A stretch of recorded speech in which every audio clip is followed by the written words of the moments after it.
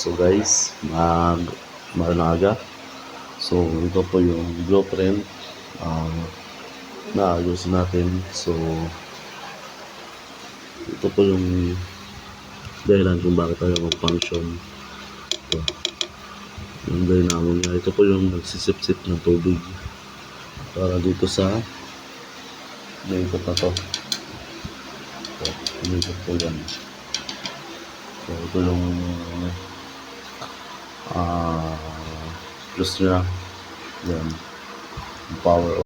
So ito na guys, nabaklas ko na po siya. Yan. So binaklas ko siya dahil para malinis ako ng maayos. At makuha ko yung mga dapat kunin.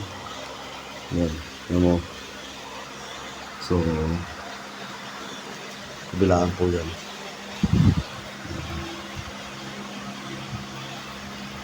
Ito yung kadena. Yan. Yung fuse niya dito. Fuse ng ilaw. So guys, so ito na. Binaklas ko na po siya. Hindi ko na po nakita kasi nga walang mga video sa akin. So ako lang po ang nag-video sa sarili ko sa mga ginagawa ko. So yan. Ito tinanggal ko dito. Tinanggal ko to. Ito. So check ko tong capacitor niya kung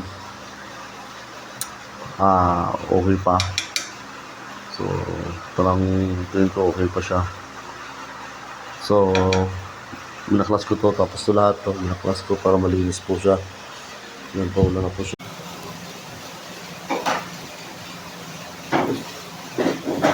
Ito yung pinaka-dynamo niya, yung umiikot.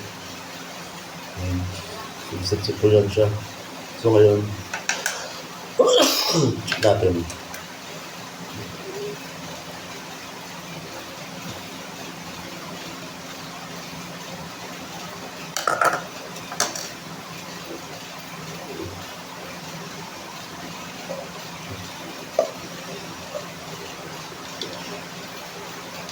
So ginawa ko na po lahat guys.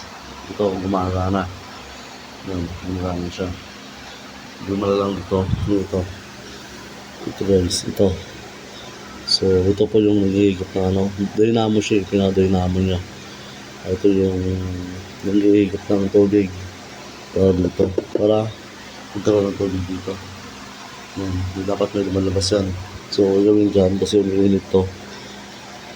Yan nyo guys.